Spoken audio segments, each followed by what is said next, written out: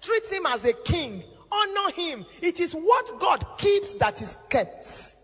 You can be with your husband 24 hours a day and he will still commit adultery. So it's not until you watch and watch and watch and watch. What did you say? Where did you go? Who ministered to you in the hotel? Was it a hostess or a host? What happened? You will just have hypertension. Build your marriage on trust. And when you are trusted, don't betray the trust. Don't betray the trust. When I speak along this line, I always say that there are three things inside every man. And three things inside every woman. Number one is a king that wants to reign. Let your husband reign. He's been beaten by the vicissitudes of life, by all kinds of things. When he comes into the house, let him meet a loving wife. Let him meet a wife that has been waiting to receive him. As a woman, pamper your husband. Look for pet names for your husband. Stop abusing him. Stop calling him Daddy Olu. That is a bush name.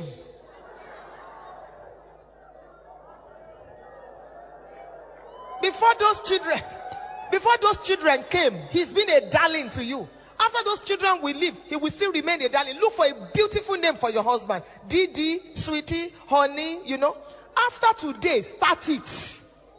If your husband says we've been married for 10 years, what is all this? Tell him we are just starting now. We're just starting. Same thing with the husband. Pamper your wife. Inside every woman there is a queen. Address your wife that way. Stop shouting at her. At such a time like this, apart from the kingdom of God, you being a blessing to the kingdom of God, you must be a blessing in your home. If as a man, when you arrive, everybody is running helter-skelter, then you are the lion of the tribe of your family. He's coming. Put on the TV. That is coming. Put it off. Something is wrong. You are a boss. You are a tiger. You're not a leader. People should be happy when daddy comes. If daddy is traveling and daddy says, I'm going to spend 1 week, I'll be away for 1 week. People say, oh no, daddy, please, 3 days.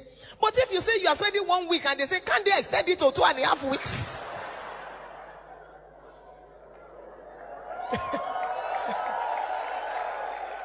That means when you are not home, there is peace. Treat your husband like a queen. I've said it here before. Every day I greet my husband to, I kneel down to greet him, and I call him all kinds of names. All kinds of names. When my telephone rings and it is my husband, you will hear, oh, lo me, oh, nete me, or you are too worldly. His ringtone is different.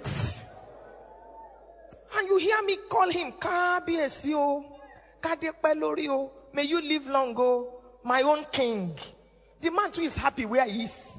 So he likes calling me every time because he knows what he will hear. At such a time like this, you must be an award-winning husband or award-winning wife. You must be missed when you are away. It's important for you to celebrate one another and to build your homes. Look at your children. If you want to know the kind of marriages your children will have, just take a good look at your own. Because children don't have eject button. They see you as their perfect example. But when you look at your husband, you call him all kinds of names. Even without speaking, is enough. You shout at her, are you blind? Are you deaf? Are you this? Come on, go there. When Reverend called husbands, you two, you came out in church last Sunday. You two, You two, you came out. And your children are there and they are wondering. They are wondering. That man needed a wife that will respect him, not a Vashti.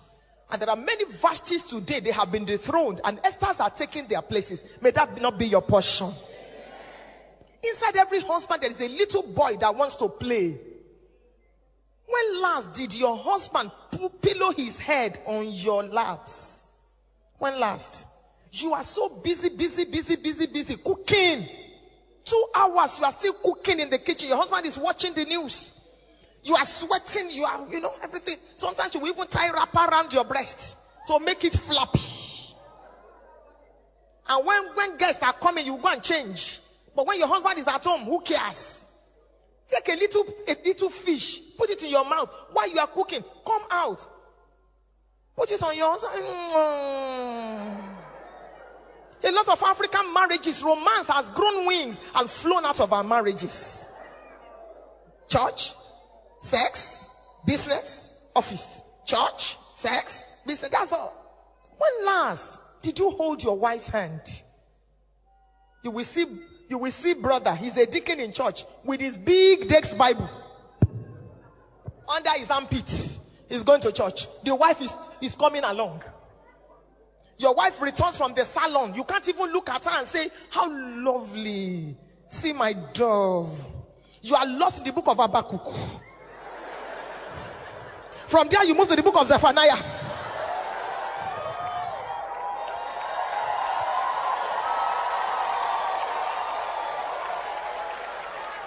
Because Reverend Sam told you that you'll be leading the ushers department, for the next 1 year. Come down a little from cloud 9 and touch your wife.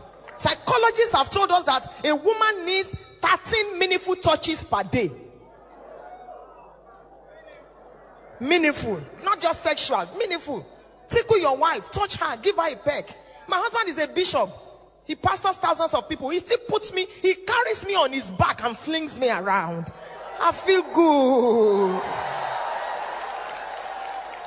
I feel very good. One day I noticed that it's been a long time since he carried me like that. So I said, hello, darling. I need to take one hat from, I keep my hat on the wardrobe. So I said he should lift me up. He lifted me. I needed the grey hat. I found it. I said, push me up again. Push me up. He said, have you not found it? I said, push me a little inside.